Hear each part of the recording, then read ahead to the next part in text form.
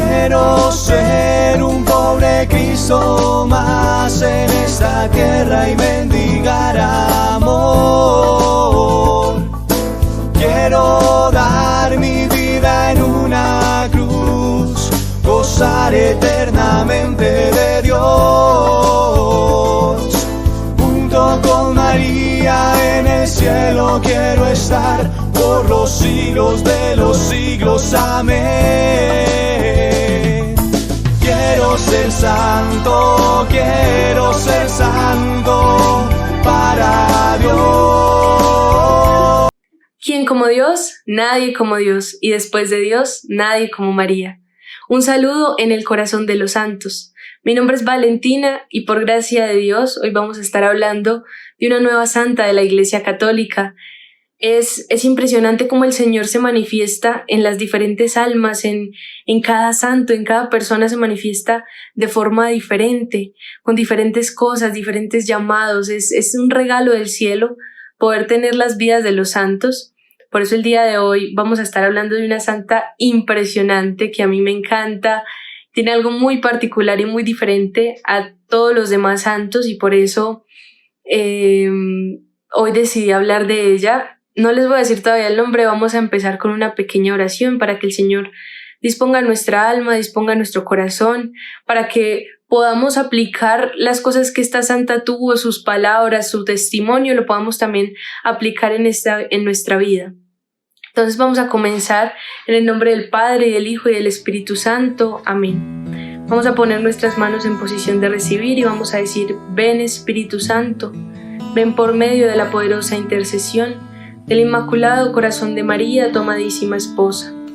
Ven Espíritu Santo, ven por medio de la poderosa intercesión del Inmaculado Corazón de María, tu amadísima esposa. Ven Espíritu Santo, ven por medio de la poderosa intercesión del Inmaculado Corazón de María, tu amadísima esposa. Amén. Santo Espíritu de Dios, te pedimos vengas y desciendas desde el cielo a cada uno de nuestros corazones, en el lugar donde nos encontremos en este momento. Te pedimos, Espíritu Santo, abras nuestro entendimiento, nos abras a la sabiduría de Dios, para poder comprender el mensaje que el Señor nos quiere dar el día de hoy. Abiertos a tu voluntad, te pedimos que nuestra humanidad no nos estorbe y nos ayudes a aprender, a amar, y que la vida de esta santa nos impulse cada día a luchar por la santidad, a renunciar a esas cosas que nos alejan de Dios. Ven, mamá, te invitamos, María, te invitamos en este momento a que estés con nosotros hablando sobre esta santa impresionante. Te pedimos, mamá, que nos ayudes a escuchar y hablar de ella como lo harías tú, a entender cada cosa como lo entenderías tú, Madre Santísima. Padre nuestro que estás en el cielo, santificado sea tu nombre. Venga a nosotros tu reino, hágase tu voluntad en la tierra como en el cielo. Danos hoy nuestro pan de cada día. Perdona nuestras ofensas, como también nosotros perdonamos a los que nos ofenden. No nos dejes caer en tentación y líbranos del mal. Amén. Dios te salve María, llena eres de gracia, el Señor es contigo. Bendita tú eres entre todas las mujeres, y bendito es el fruto de tu vientre Jesús. Santa María, Madre de Dios, ruega por nosotros los pecadores, ahora y en la hora de nuestra muerte. Amén. Gloria al Padre, y al Hijo, y al Espíritu Santo, como era en el principio, ahora y siempre, por los siglos de los siglos. Amén. ¿Quién como Dios? Nadie como Dios. Bueno, ahora sí, comenzamos. El día de hoy vamos a hablar de esta santa impresionante. Yo ya les dije, a mí me encanta, me fascina porque tiene algo particular y diferente. El nombre de esta santa es Santa Edith Stein o Santa Teresa Benedicta de la Cruz. En esta charlita le vamos a decir Santa Teresa Benedicta de la Cruz porque Edith Stein es como que a uno se le traba la lengua. Pero vamos a hablar de ella. Es impresionante, filósofa, mejor dicho, ¿por qué es tan impresionante y por qué es tan impactante la vida de ella?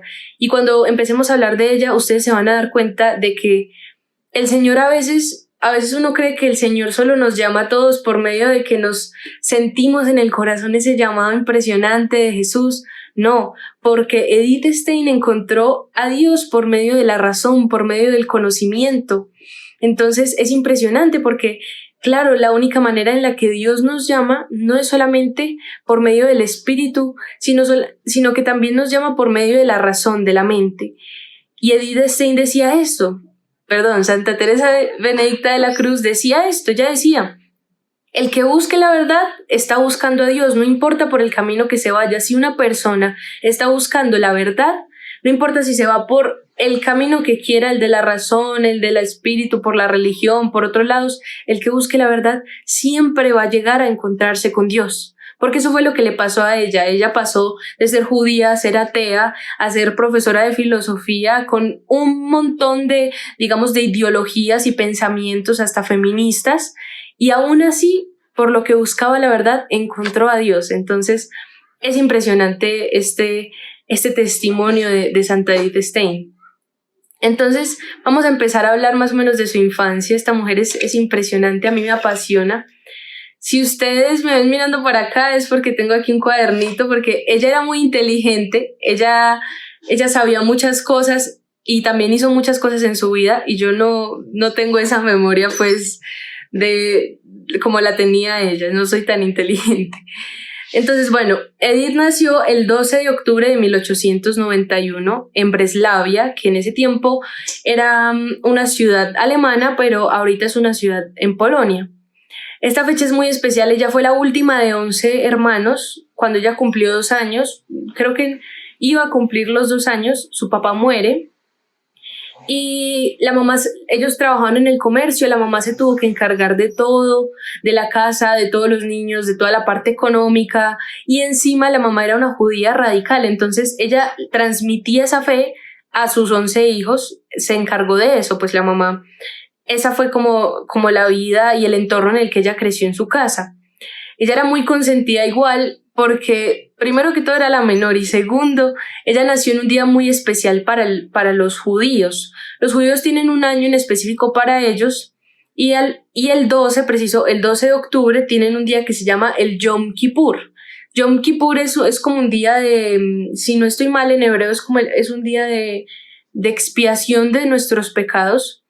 Entonces es un día en el que se ayuna, no se come, digamos, ni líquido, absolutamente nada, no se bañan, y se desprenden enteramente de las cosas materiales. Es más que todo, son algunas de esas cosas las que se hacen el día del Yom Kippur, y es una preparación de 10 días, y se termina con el Yom Kippur, que ese día era el 12 de octubre, cuando nació Santa Teresa.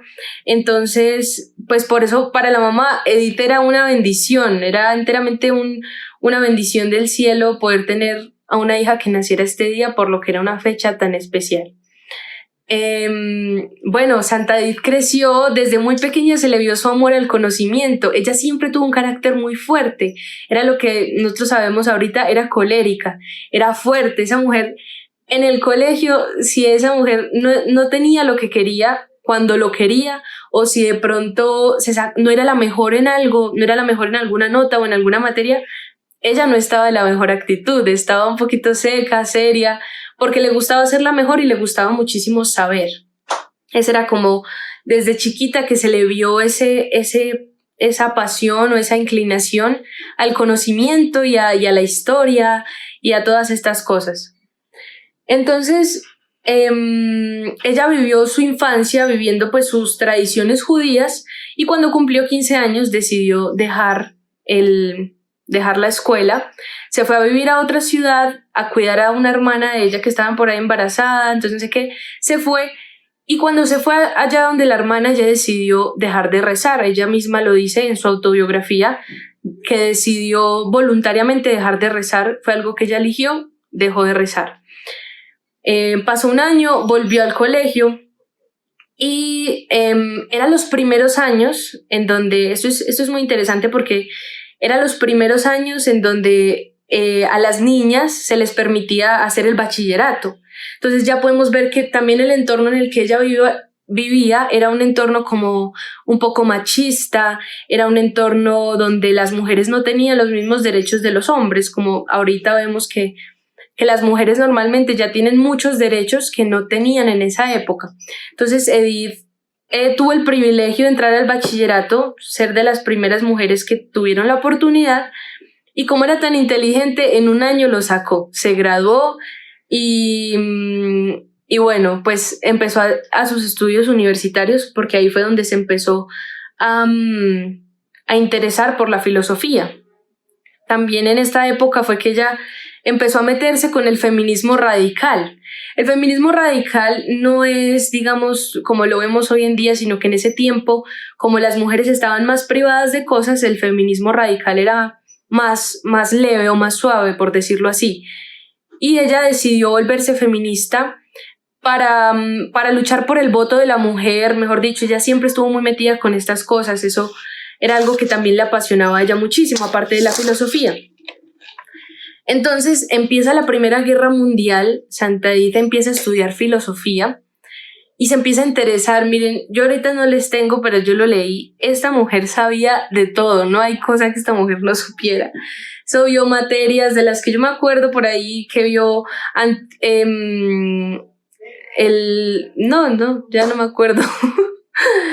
Tenía un poco de materias impresionantes, historia de Precia, historia de yo no sé qué, empezó psicología. Esta mujer sabía muchísimas cosas y le gustaba muchísimo, le gustaba hartísimo aprender. Estas eran todas las materias que ella tenía. Y fue en este periodo donde ella se empieza a volver atea, por lo que ya les había contado, dejó de rezar. Y en todo este periodo ella empieza a dudar de la existencia de Dios y decide libremente volverse atea y dedicarse enteramente al conocimiento. Entonces ella estudió esto de filosofía, de psicología, empezó a meterse con un tema que se llama fenomenología. Fenomenología, me perdonarán a mí, esta charla es un poquito, por eso les digo que es complicado para mí, porque son muchos términos y muchas cosas lo que esta mujer hizo. Fenomenología es como un estudio de la conciencia humana, de la conciencia de cada fenómeno, o el fenómeno de la conciencia. De hecho, para los que de pronto se quieran ver la película, está ahí en YouTube, hay un ejemplo muy bonito que era que ella estaba con su sobrinita, tenía una sobrinita pequeña y la sobrinita le pregunta ¿qué es fenomenología? Y Edith se lo explicó de una manera muy linda, le dijo mira este piano tiene encima una caja de galletas. Y ahorita es un piano que una caja solo sirve para sostener una caja de galletas, pero cuando yo me siento y empiezo a tocar en el piano, ya se convierte para lo que verdaderamente fue creado. Pero no sería piano si yo no lo estuviera manejando. No sé si me hago entender. Si yo no estuviera tocando el piano no funcionaría para lo que fue creado. Entonces eso es lo que ella estudia, ese tipo de la conciencia humana. Bueno, filósofos y abogados y de todo, historiadores por ahí me corregirán. No sé si se dice así, bueno, pondrán ahí qué es en realidad lo que es esto. Eso fue lo que yo más o menos logré ver y sé que eso aparece en la película, que es impresionante, pues que ella era muy tierna también con la manera en la que explicaba, porque también era profesora, entonces sus alumnos los quería muchísimo, de verdad. Ella se daba todo de ella para sus alumnos. Entonces empieza a trabajar muchos temas, escribe muchísimos libros sobre el feminismo, sobre la mujer, sobre la empatía, mejor dicho, cantidad de cosas escribe esta mujer. Empieza un amorío con también un filósofo, más o menos, pero no fue algo así como muy, muy seguro, eso se dice, pero nunca fue nada más profundo. Ella siempre estuvo muy enfocada más en lo que eran sus estudios, su carrera y lo que ella quería lograr ser en la vida. Entonces, viene entonces una etapa de su vida donde se enfocó mucho más en el antisemitismo. El antisemitismo es como más o menos un tipo de racismo hacia los judíos que se estaba viviendo por la Primera Guerra Mundial, que ya todos sabemos que en esas guerras se vivió fuerte como la crítica hacia los judíos, y ella olvida el feminismo y se empieza más a centrar en esto. Entonces escribe también sobre esto. Mejor dicho, ya ustedes se harán la idea de que esta mujer era una fuente de información, era un Google de todo, impresionante, porque sabía muchísimo. De hecho, fue de las primeras personas, de las primeras mujeres que lograron tener un doctorado en filosofía en el mundo entero. Entonces es impresionante.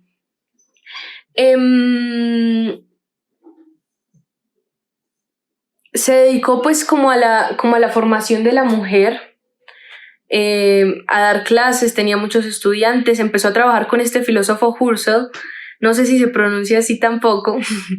Este hombre también era un filósofo que desarrolló también la teoría de la fenomenología, y ella era la mano derecha de él, mejor dicho, ellos iban para todo lado, y con él era que iban de la mano pues en cada oportunidad que ella tenía, porque tuvo la oportunidad de estudiar en otros lugares. Y bueno, esa fue más o menos la vida de Edith antes de su conversión.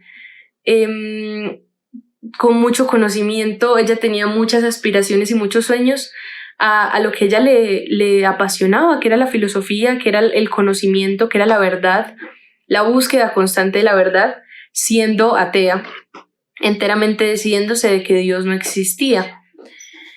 Entonces empieza este proceso de conversión cuando empieza entre la Primera y la Segunda Guerra Mundial, que pasó todo esto. Edith hacía también voluntariados en la Cruz Roja. A ella le encantaba mucho servir. Ese era una característica de ella desde antes y después de la conversión. Ella amaba servir, ayudar a las personas en todo sentido, en lo que necesitaran, era lo que a ella le gustaba, servir. Entonces trabajó en la Cruz Roja por tantos heridos que injustamente vio morir, y bueno, todas estas cosas que aportaron a la vida de ella como filósofa, como persona y como próximamente santa.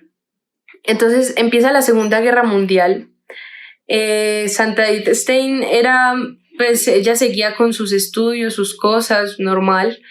Era muy tesa, eso sí, yo creo que ya se habrán dado cuenta, y eso que si se ponen a leer de ella van a ver muchísimas cosas más, porque yo no les he dicho nada en realidad, porque esta mujer sabe todo, de verdad. Entonces empieza la conversión de ella en 1916 como hasta 1921. La Segunda Guerra Mundial empieza en esa época. Tenía un amigo que era filósofo y tenía una esposa. Ella era amiga de los dos, y se muere el esposo. Entonces ella decide un día visitar a la esposa, a la viuda, que pues devastada por la muerte de su marido. Entonces la visita y se queda con ella unos días para cuidarla, para visitarla. Y esta mujer, Edith, queda impresionada, impactada de cómo esta mujer logró vivir la muerte de su marido por medio de la cruz. O sea, ella le decía que el sufrimiento de la cruz le ayudó a pasar la muerte de su marido. Entonces Edith quedó como uy, ahí le empezó a entrar como dudas en su mente de pronto pensar que la muerte significaba algo, la muerte de Jesús significaba algo para también los judíos o para las personas. Empezó a tener dudas, mejor dicho, y se va empezó a tener dudas y un día Edith va caminando por una iglesia, era una catedral allá en Alemania, la verdad ahorita no recuerdo el nombre, y ve que una señora traía sus bolsas, venía del mercado, iba así la señora caminando, y la señora mira en la catedral y hace una pequeña oración, se santigua, hace una pequeña oración y se va. Entonces Edith cuenta esto parece algo muy sencillo y que para nosotros es normal, pero cuando Edith lo escribe en su autobiografía, ella dice que eso a ella le pareció impresionante, que ella decía, Dios mío, o sea, ¿cómo es que ella pensaba que las cosas eran religión y la vida de uno? Pero ella vio como en esta señora que llevaba las bolsas del mercado, cómo ella vivía su fe y cómo vivía lo que ella creía también en la cotidianidad. Entonces ahí más dudas empezaron a entrar, como el Señor empezó a tocarle la puerta en el corazón, a decirle, búscame, o déjate encontrar. Entonces, Edith, a raíz de todo esto, se convierte en la casa de su amiga, la viuda, la que les comenté hace un momento. Ella lee un libro de Santa Teresa de Ávila, lo lee y lee la autobiografía de ella, y cuando lo cierra dice: he encontrado la verdad y nunca la voy a dejar. O sea, ella lee la autobiografía y cierra y dice eso. ¿Por qué? Porque está enteramente segura de lo que leyó de Santa Teresa de Ávila, su autobiografía, que también es impresionante, y está segura de que esa es la verdad, y está segura de que encontró a Dios.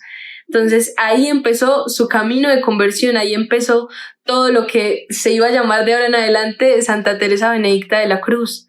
Ella empezó a creer en esto.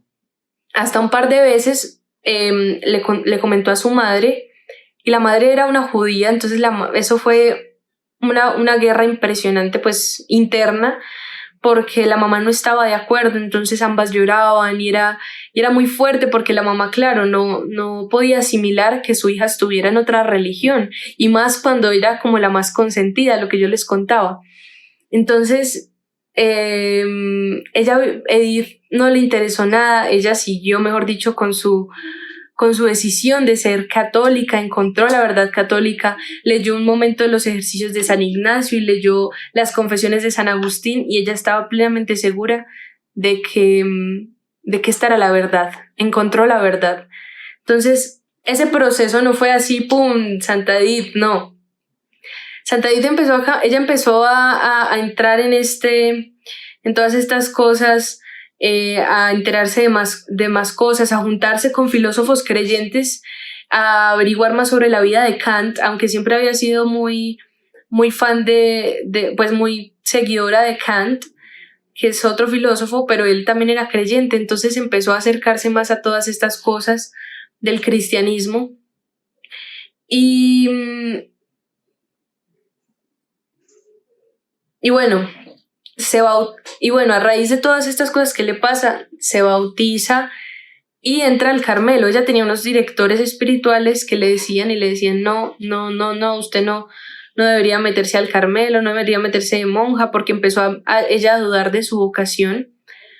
Y no, y a raíz de como 2 años ella logra entrar al Carmelo, donde vive una vida enteramente miserable, porque le prohibieron escribir, y usted, como ya les conté, ella escribió muchísimos libros, y cuando entró y que le prohibieran eso fue muy duro para ella, aparte porque entró a una edad muy grande, entró cuando ya tenía 42 años, entonces las demás monjitas como que le hacían el feo, como que no, usted allá, nosotras acá, o usted, como estaban viviendo en la Segunda Guerra Mundial,